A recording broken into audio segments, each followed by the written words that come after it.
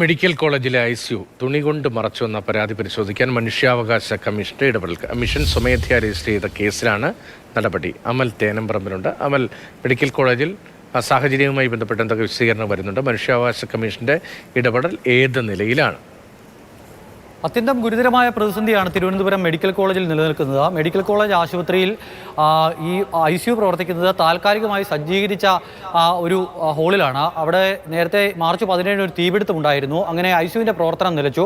അങ്ങനെയാണ് താൽക്കാലിക ICU നിർമ്മിക്കുന്നത്. ആ ICUവിൻ്റെ പ്രവർത്തനം എന്ന് പറയുന്നത് നമുക്ക് ആ ദൃശ്യങ്ങളിൽ മനസ്സിലാവുന്നുണ്ട്. ICUവിൽ സാധാരണ ഒരു വാർഡിൽ ആളുകളെ കിടത്തിയിരിക്കുന്നതിന് സമാനമായി ആളുകളെ അടുത്തടുത്ത് കിടത്തിയിരിക്കുകയാണ്.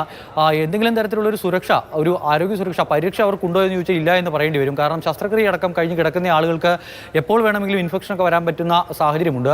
അത്തരത്തിലുള്ളൊരു അവസ്ഥയാണ് ഈ ICUവിൽ നിലനിൽക്കുന്നത്. ഈ വിഷയത്തിലാണ് ഇപ്പോൾ കമ്മീഷൻ്റെ ഇടപെടൽ ഉണ്ടായിരിക്കുന്നത്. അടിയന്തരമായി വിഷയം പരിശോധിച്ച് റിപ്പോർട്ട് സമർപ്പിക്കണമെന്നുള്ളതാണ് കമ്മീഷന്റെ നിർദ്ദേശം. ഈ പ്രശ്നത്തിന് അടിയന്തര പരിഹാരം ഉണ്ടാകണമെന്നാവശ്യപ്പെട്ട് സർജറി വകുപ്പിന്റെ മേധാവി ഒരു കത്ത് സൂപ്രണ്ടിന് നൽകിയിരുന്നു. പക്ഷേ ആ കത്ത് കിട്ടിയപ്പോൾ നാൾ കുറെ കഴിയുന്നു. പക്ഷേ ഒരു നടപടിയും ഈ വിഷയവുമായി ബന്ധപ്പെട്ട് ഉണ്ടാകുന്നില്ല. ആരും ഗൗരവമായി വിഷയത്തെ കാണുന്നില്ല എന്ന വലിയ വിമർശനങ്ങൾ ഉയരുകയാണ്. അതിനിടെയാണ് ഇപ്പോൾ കമ്മീഷന്റെ വിഷയത്തിലെ ഇടപെടൽ.